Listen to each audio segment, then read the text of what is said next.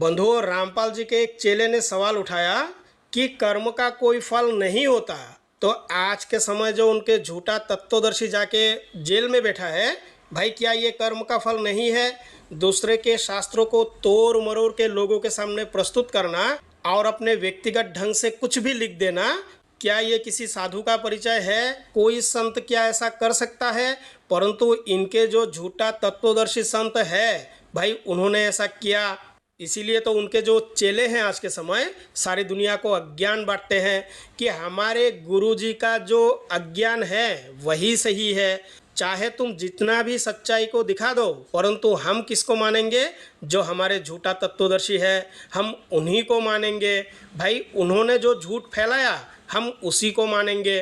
भाई रामपाल जी के जो चेले हैं इतने धूर्त हैं, उनको अगर डिबेट के लिए आप बुलाओ वो बिल्कुल नहीं आएंगे और कहते हैं कि कर्म का कोई फल नहीं होता। जिस तरह से हमारे शास्त्रों में वर्णित है और आज के समय जो हमारे संत बोलते हैं कि तुम्हें कर्म का फल भुगतना ही है, अवश्यम में भुक्तव्यम कृतम कर्म शुभाशुभम। तो इनको झूठ लगता है कि ये बिल्कुल ही झूठ है, ये सही नहीं है। भाई सही और सच्चा ज्ञान किसके पास है? रामपाल के पास, जो आज के समय अपने परमात्मा के गोद में जाके बैठा है। जरा सोचिए, अगर कोई तत्वदर्शी संत के पास ज्ञान लेने जाएगा कि मुझे इस तत्व का ज्ञान चाहिए, तो कहाँ जाना होगा? क्योंकि रामपाल जी ही तत्वदर्शी है ना, और रामपाल जी के भगत में से तो कोई तत्वदर्शी है नहीं। और जो रामपाल जी आपको तत्व का ज्ञान देंगे वो तत्व कौन है? कबीर परमात्मा। और रामपाल जी आपको तत्व का ज्ञान कहाँ से देंगे? ज्ञान गंगा पुस्तक से। तो आइए उसी ज्ञान गंगा पुस्तक से मैं कुछ दिखाता हूँ। ये है ज्ञान गंगा पुस्तक की सृष्टि रचना और इसका पेज नंबर है 49।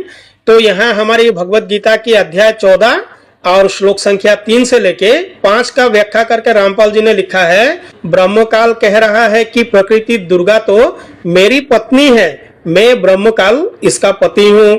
हम दोनों के संयोग से सर्व प्राणियों सहित तीनों गुणों रजोगुण ब्रह्मा जी, सतोगुण विष्णु जी, तमोगुण शिव जी की उत्पत्ति हुई है। मैं ब्रह्म सर्व प्राणियों का पिता हूँ तथा प्रकृति दुर्गा इसकी माता है। मैं इसके उदर में बीज स्थापन करता हूँ जिससे सर्व प्राणियों की उत्पत्ति होती है। प्रकृति दुर्गा से उत्पन्न तीनों गुण रजोगुण ब्रह्मा, सतोगुण विष्णु तथा तमोगुण शिव जीव को कर्म के आधार से शरीर में बांधते हैं। तो आइए हम देखते हैं क्या हमारी भगवत गीता में भगवान ने ऐसा उपदेश दिया। यह है श्लोक संख्या 3। मम योनिर महद ब्रह्म तस्मिन् गर्भम दधम्यहम संभवा सर्वभूतानां ततो भवति भारत। मेरी महद ब्रह्मरूप मूल प्रकृति संपूर्ण भूतों की योनि है, अर्थात गर्भधान का स्थान है, और मैं उस योनि में चेतन समुदाय रूप गर्भ को स्थापन करता हूँ। उस जड़ चेतन की संयोग से सब भूतों की उत्पत्ति होती है। ना तो यहाँ काल ब्रह्म है और ना ही देवी दुर्गा है। और ये है श्लोक संख्या 4। सर्व योनिषु कौन्तेया मूर्तयः संभवन्त्यः तासां ब्रह्म महद्यनिर् अहम बीज प्रदापिता। नाना प्रकार की सब योनियों में जितनी मूर्तियां अर्थात शरीरधारी प्राणी उत्पन्न होते हैं, प्रकृति तो उन सब की गर्भ धारण कराने वाली माता है और मैं बीज को स्थापन करने वाला पिता हूँ। झूठा तत्वदर्शी संत को ये ज्ञान कहाँ से मिला कि भगवत गीता काल ने बोला? और ये देखिए श्लोक संख्या 5। सत्तम रजसतम इति गुणः प्रकृति संभवा निबनधन्ति महाबाहो देहे देहिना मव्ययम्। हे अर्जुन, सतोगुण रजोगुण और तमोगुण ये प्रकृति से उत्पन्न तीनों गुण अविनाशी जीवात्मा को शरीर में बांधते हैं, ये भगवान ने कहा। तो ऐसा एक व्यक्ति जिसको संस्कृत के बारे में कोई जानकारी नहीं, हमारे भारतीय संस्कृति के विषय में कोई जानकारी नहीं, परंतु हमारे ग्रंथों से काल को दिखाने वाले, भाई उनको ये अद्भुत ज्ञान कहाँ से प्राप्त हुआ? आज तक तो हमें भगवत गीता में ये नहीं मिला कि ये ज्ञान काल ने दिया। भाई ऐसा लिखा हुआ कहाँ है? जरा रामपाल पंथी हमें ये दिखा दे।